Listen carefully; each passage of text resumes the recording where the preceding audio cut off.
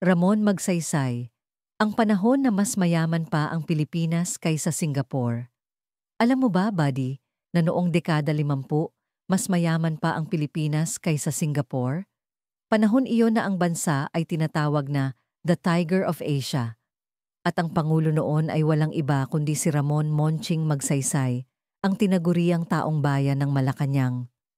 Background ni Ramon Magsaysay.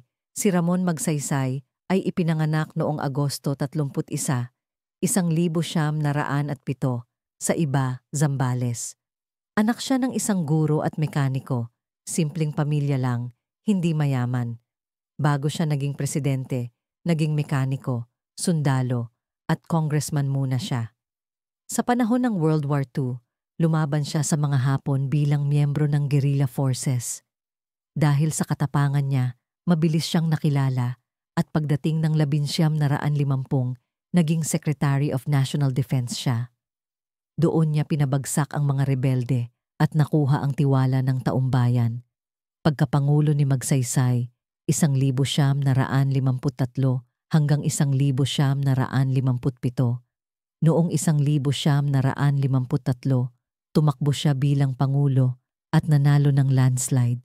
Ibig sabihin, milyon ang bumoto sa kanya. Ang kanyang pangako, Magsaysay is my guy.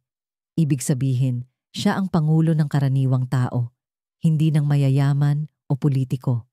Pagupo niya, isinara niya ang pinto ng Malacanang para sa mga kurap at mapagsamantala. Bukas siya sa mga magsasaka, driver, guro at ordinaryong mamamayan. Kahit sinong tao, pwedeng lumapit sa kanya. Literal, nagpapaakyat siya ng mga magsasaka sa palasyo.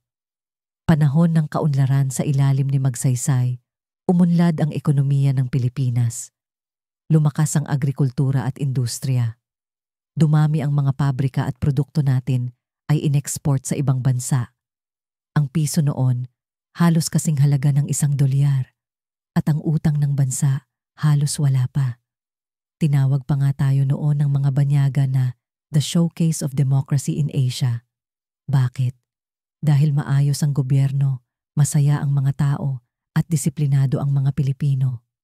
Sa panahong ito, ang Singapore ay mahirap pa, maliit na bansa na walang likas na yaman. Habang ang Pilipinas, mayaman sa agrikultura, mineral at talento. Tayo ang pinag-aaralan ng ibang bansa kung paano umunlad.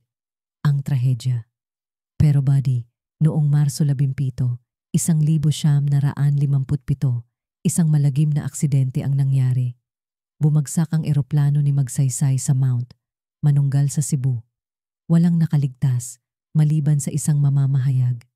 At doon natapos ang buhay ng isa sa pinakamamahal na pangulo sa kasaysayan.